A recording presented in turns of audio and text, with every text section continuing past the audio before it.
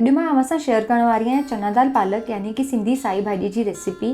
Traditional Sindhi recipe आहे हीअ। जेकी रेसिपी मां अव्हां सां शेयर करण वारी आहियां इहा मुंहिंजी मम्मी जी रेसिपी आहे। हिकदमि बेसिक ऐं सिंपल आहे।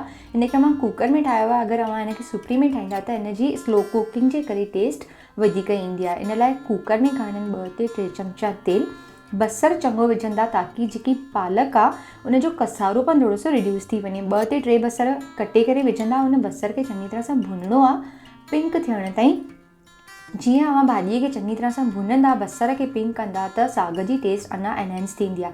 विच में असां हिन में थोरी सी थूम विझंदासीं कटे करे फाइनली चॉप, जीअं त थूम बि चङी तरह सां बसर सां गॾु पिंक थी वञे। जीअं अव्हांखे लॻे बसर एतिरो पिंक थी वियो आहे त हिन में थोरी सी अदरक बि असां बेस में विझी छॾींदासीं। अदरक खां पोइ असां हिन में तक़रीबन 150 ग्राम यानी कि अधु कोप भरे करे सोक्ड चना दाल विझंदासीं ऐं 2 टमाटा विझंदासीं। पालक विझंदासीं, 1 बंच विधी आहे ऐं फाइनली चॉप कयो आहे।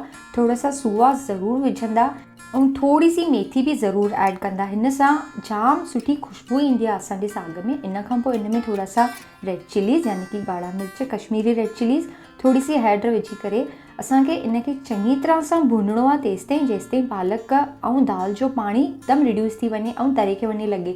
इन सां ई अव्हांजी भाॼीअ में सुठी टेस्ट ईंदी आहे। हाणे हिन में थोरा सा ॻाढ़ा सावा मिर्च ऐड कंदासीं, थोरो सो पाणी ऐड कंदासीं ऐं हिनखे 3 ते 4 विसिल्स ॾींदासीं या तेसिताईं कुक कंदासीं जेसिताईं असांजी दाल आहे न जेकी उहा चङी तरह सां कुक थी वञे। ओपन करण खां पोइ दाल खे हथ में खणी करे चेक कंदा कीअं बीठी आहे या वरी थोरो ॻाढ़ो मिर्च ऐं थूम जी राई ॾींदा ऐं मूंखे कॉमेंट में ज़रूरु ॿुधाईंदा कि अव्हां मूंखां कहिड़ी ट्रेडिशनल सिंधी रेसिपी सिखणु चाहियो था।